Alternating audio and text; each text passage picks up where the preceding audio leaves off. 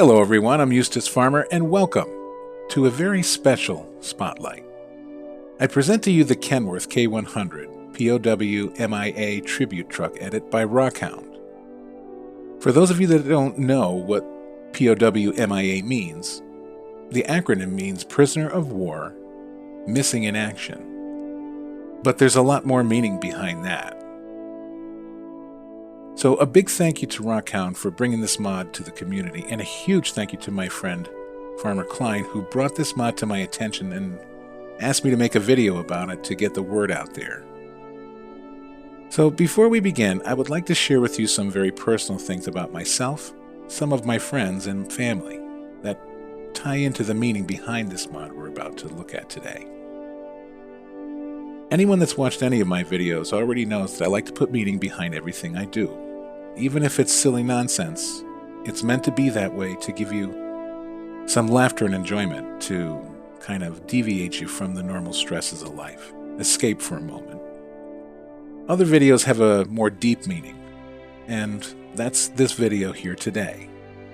I intend to celebrate the meaning behind the words and the pictures on the side of this truck, not just the truck itself. So if you don't like this particular style of video, then now's probably the best time to turn me off.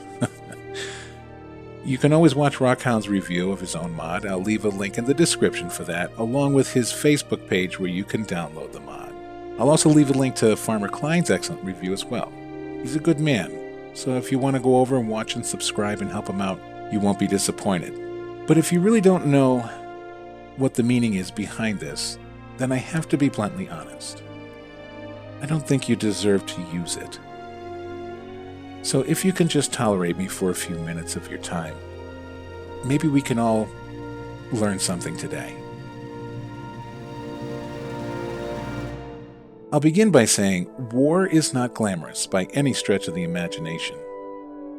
I've lost 2 friends to war, one in the line of duty during Desert Storm, and another one decades later from PTSD, post-traumatic stress disorder, and that was because of his tour in Vietnam. The Vietnam War especially rings like a bell in my mind, as I did part of my growing up during that time. It began November 1st, 1955, and that's 12 years before I was even born. It ended when I was age 8, on April 30th, 1975. 20 horrible years of war. These men and women were sent off to serve their country amidst a gauntlet of picket signs and protesters. Those that survived the horror of that war came home to the same atmosphere. They didn't get a hero's welcome. They were not honored with ticker tape parades down streets lined with cheering people. Matter of fact, many of their own people turned their backs on these men and women. Pile that on top of already smoldering heap of trauma, and it's just too much for some to cope with. My friends, when a war ends, the casualties don't. We also had a close friend in our family from England. Her name was Violet, and Violet lost her family during the bombings of London in World War II. Thankfully, she survived to tell her story, and she served England with love, dedication, and pride. She's no longer with us today, so may God rest her soul and give her peace.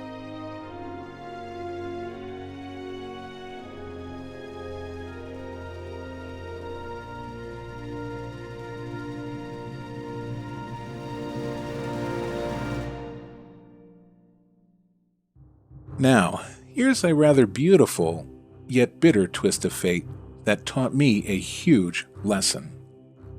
For many years, I was ashamed of part of my heritage. I'm Italian descent on my mother's side.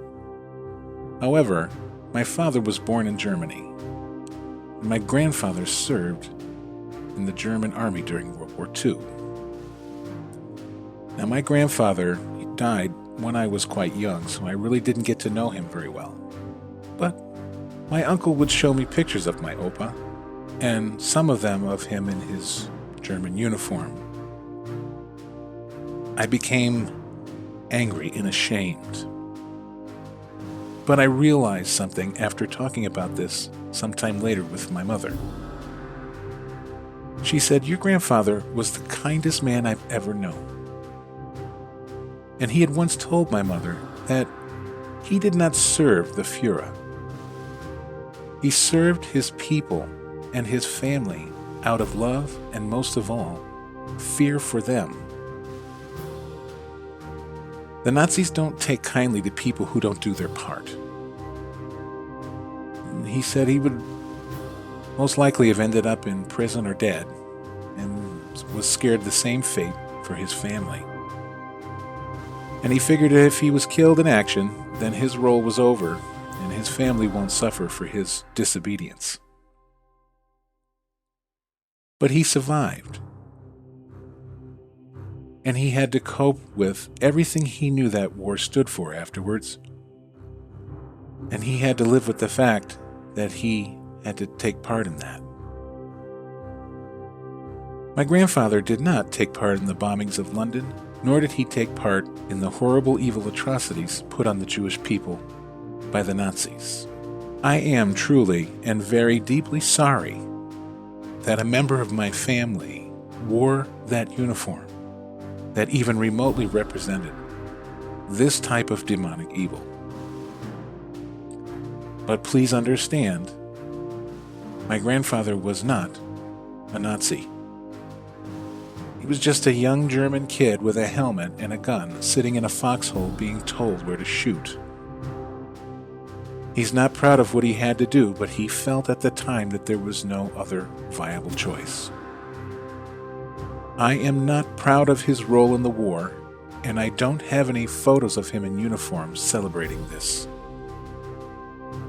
But I am proud of him as a man for doing what he felt was best for his loved ones. I love and admire him for his compassion and his humility. And for that, may God give him peace and bless his soul. Now, my Italian grandfather also served in World War II in the American Army. And despite that, he enjoyed and loved my German grandfather's company. So, with some self-reflection, I realized something about myself. The person maybe I should be ashamed of is me.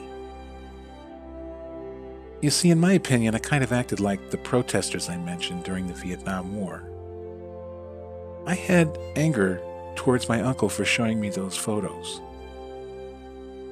and shame towards my grandfather for being in the German army.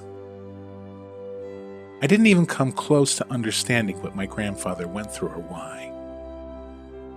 I was very angry out of blind ignorance. Now, that twist of fate I mentioned, well, what a small world it is when I realized that I loved people on different sides of the battle line. And years later, we would all sit across from each other as family at the same dinner table.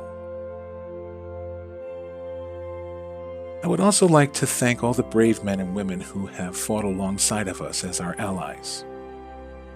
Thank you equally for your bravery, dedication, and sacrifice. God bless you. Now, I am a proud American, and being proud of your own country is not a sin. Don't confuse pride with arrogance. One can be proud of their country and not look down on other countries. I mean, let's face it, no nation is perfect, and no single person is either, most of all including myself, as you've seen. So we all love someone imperfect, don't we? I love my imperfect family. I love my imperfect friends. And I love my imperfect country. God bless America. Now, to all you terrorists out there, screw you and bite me. If God don't get you, then we will. That being said, let's pay proper tribute to our military heroes. For those of you watching from here in the United States of America, and those of you from other nations abroad who wish to participate out of respect, I ask that you stand up proud and tall at this time to honor our brave men and women as we observe our national anthem, the Star-Spangled Banner.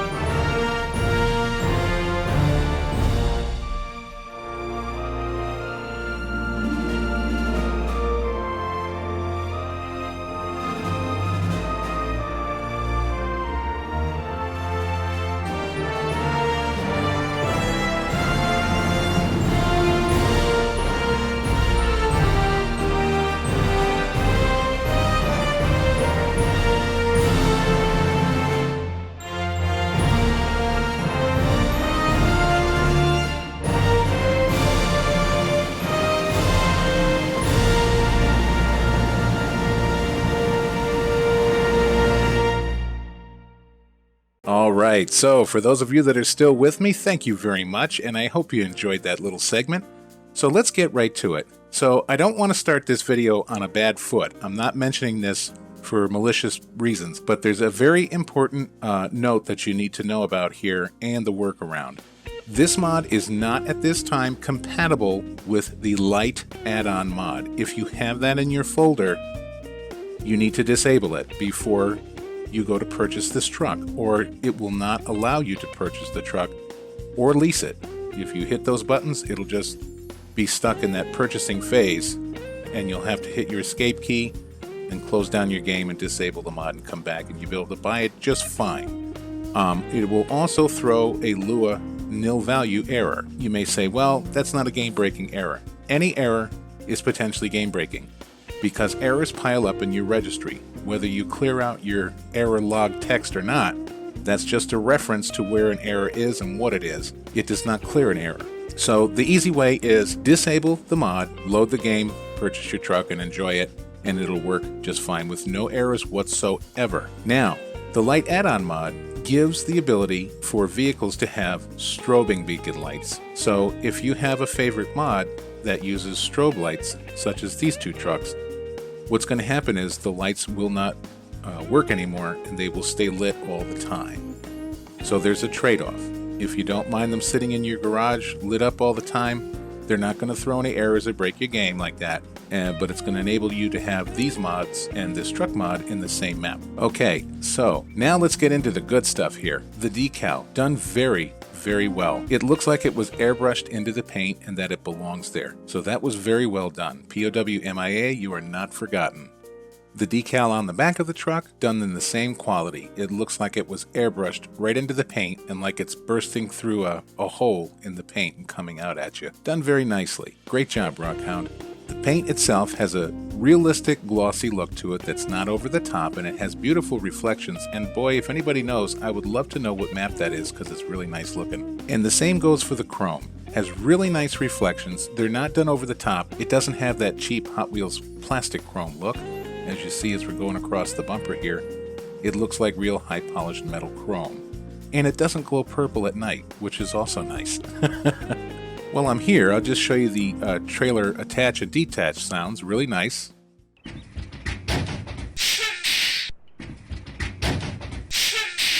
You also have the air compressor and the air lines. Now these are not dynamic hoses, they're there just for show, but it's a really nice touch.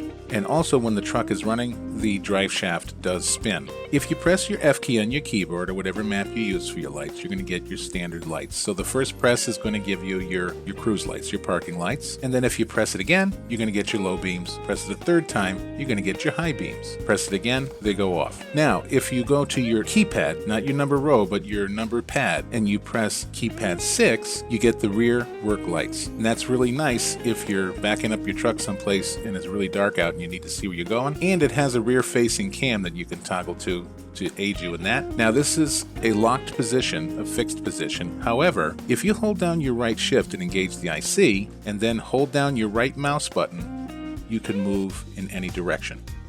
So that's a nice little trick, and that works inside when you're doing, when you're trying to select some IC as well. You can move around the cabin by holding down your right mouse button. Those that didn't know that. Okay, so number keypad 5 is the fog lights. Now these are purely decorative, but it's a nice touch. And this is what happens when you turn those on. It's going to give you the effect of having the fog lights because it's turning on your high beams with the truck itself. However, now that I've engaged the high beams, if I hit my F key, I turn my lights off, and you can see that they're just decorative. They don't cast their own light. Again, which is fine. It's a nice decorative added touch. Now if I hit it again, it's going to turn your high beams back on and shut the fog lights off, and then you hit your F key to shut those off. So that's the little trick there. So all your signal lights are functional front and back. There's the rear ones, and there's your brake lights, there's your reverse lights. It's got a nice vanity plate on the front and the back. All gave some gave all, the POW-MIA with the American flag, and there's the one in the front. Okay, so the horn. You got yourself a train horn. Really cool. I actually know a friend of mine in real life that installed a train horn, an old Amtrak horn, on his truck, and man, did he get a huge ticket. He also, I don't know why, maybe he didn't install it right or whatever, but when he went to pull the cord on that, he actually put a hairline crack down his windshield. It could be just the decibel level. I don't know, but all the same, that's really cool. So one other little thing you might notice when you're looking through the window from the outside of the cab, especially if you're a YouTuber and you're filming a segment in your video where you zoom in close to show the driver going down the road with the truck or whatever, it looks as if he got maybe hit across the head with a rolling pin this morning by his wife and raised up a lump, which pushed his hat up. Alright, so the different camera views. So you've got your standard outside one in free mode. You've got your inside one. You've got your rear view that we've seen before, and this is the hood cam. Now, one thing when I did test this on Goldcrest Valley previously, you can move all the way around and everything is great, but when you go and you're driving the truck, as you see, the camera starts to bounce into the truck. It clips back through the truck, and the view gets really crazy.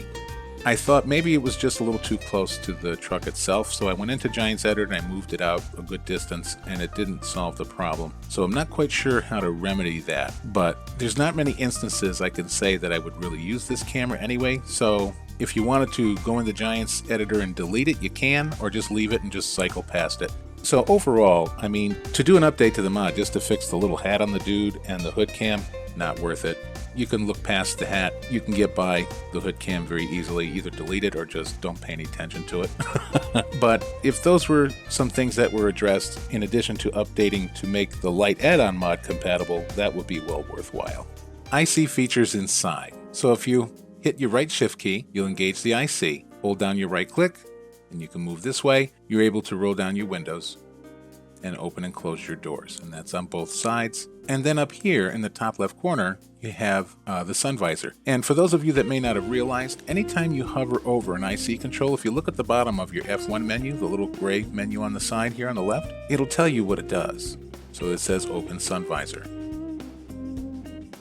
Toggle it again, you can close the sun visor. So this button down here on the dashboard will tilt the cab. Now some of you may be wondering, why would you want to do this? Well, that's why this particular model is called a cab over. It's cab over engine, whereas the trucks that have the nose in the front, the engine in the front, those are called conventional models. So this is a cab over, and in real life, you have to unlock the cab and tilt it forward to work on the motor, and then there it is. So that's a really awesome touch. So as you see, the dashboard has got this nice burled wood look, which you would see in an older model Kenworth, with the chrome trim, and it's adorned with chrome buttons and chrome toggle switches, and you got your air brakes and your trailer brakes and all that right here. Really authentic looking. The gauges do react when you press on the gas pedal and stuff. I could show you quick here, as you see. So your fuel gauge move, everything moves. So it also has the stick shift with the high and low gear thumb switch on the side, which is really awesome. And here's your sleeper cab in the back, double sleeper with bunks. The interior overall is done very well. And I'm sure you can share this with me that we've seen truck interiors that are like terrible. And this one is really good. Moonroof on the top and tinted windows on the sides. And again, these don't seem to have any effect on my FPS. The chrome, the tinting. Usually I'll get into a mod, I've gotten into some harvesters with some dark tinted windows and my FPS will just plummet. And that being said, I've had truck mods where I've walked up and my FPS will just tank. And this truck, zero impact, smooth as butter. All right, let's take this bad boy out for just a little cruise here. And by the way, I am on the MidTown USA map made for FS17 by CCS 101. This is a pre-release map, but it's coming out very soon. I do have a video doing a review on it, so I'll put that in the little information icon in the top right-hand corner of the screen. Okay, one of the nice features I like about being able to put a trailer like this on this truck is, see, the crop trailers, they have this ladder and platform system, and on some trucks it gets in the way.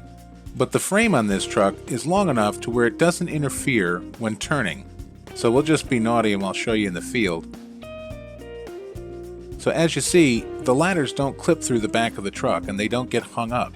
On some mods, the ladders will actually get hung up and prevent the trailer from turning. Alright, leaving our trailer behind, I'm going to show you now the Jake brake. So if you hold keypad 0, alright, leaving our trailer behind, I'm going to show you the Jake brake.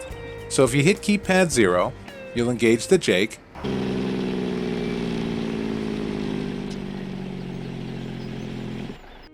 Now if you notice one thing though, it doesn't stay in sync with the truck. So when the truck stops, the Jake brake can go on for a little bit. Go ahead and turn that off. I've seen this in other models. So there's something with the script itself. Maybe it just has to be, the timing needs to be adjusted. It's a nice touch, but I will say that I won't leave that on long term because if you're using the truck a lot, hauling stuff back and forth, that can get a little bit old after a while. Alright, so here we are. I bought a few of them just to show you the different kinds of trailers that it can hook up. So it does accommodate the AR pack. If you don't have the AR pack in your mod folder, I'll leave a link down in the description to the one available on Giant's Mod Hub and you can get it for yourself. So this is a really nice added function. Makes this truck much more handy. The only thing is, and he's aware of this and he's pointed it out in his own video, it does hang off the back a little bit. To me, this is not very unsightly because I've seen box trucks in real life where the box itself does extend a bit off the back of the frame. This isn't terribly unrealistic, but some of you may find that a little bothersome. I don't. So one thing he's added is a rear hitch. And as you see here, it'll hook up to all different style hitches in the game. Now one thing some of you may notice is that it does not go inside of the hook itself. But for me, that's a non-issue. It works, it's very handy to have, and with a truck that you can potentially buy with 800 horsepower, if your particular tipper of choice has a rear hitch on it, then you can pull road trains with this bad boy without a problem. That being said, let's go ahead and get into the specs of the motor a little bit. So the base model is a 450 horsepower. It's $325,000 to buy, $28,600 to lease with a $200 day maintenance fee. So the next model up is a 600 horsepower. It's going to cost you an additional $3,500 for a total purchase price of $328,500, $29,908 to lease, and a $217 maintenance fee. So the last and most powerful model is an 800 horsepower. That's going to cost you an additional $7,000 over the base, $332,000 to purchase, $29,216 a day to lease it, with a whopping $241 a day maintenance fee. Now, regardless of which particular horsepower model you pick, all of them have a top speed of 84 miles per hour. So now that I've talked about the motor, let me go ahead and fire it up for you so you can hear it in action.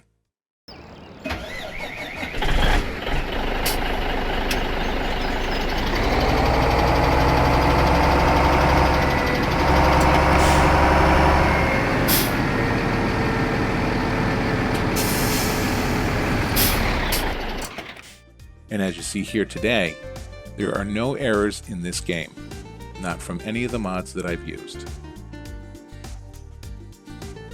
Alright everybody, so I hope you've enjoyed this. Again, the link down in the description will be there for the truck. Please do go on over to Rockhound's Facebook page and download it for yourself, as well as the link for the AR module pack. I'll have that down there for you so you can expand the capabilities of your farm and your vehicles. And I do hope this has helped you out. Please let me know what you think down in the comments section. And as always, constructive criticism is always welcomed, and your feedback of any kind.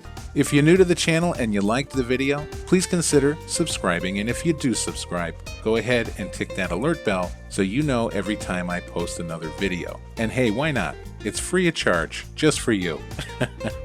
Alright, so until we meet again, my friends, take great care of yourself, okay? And bye-bye for now.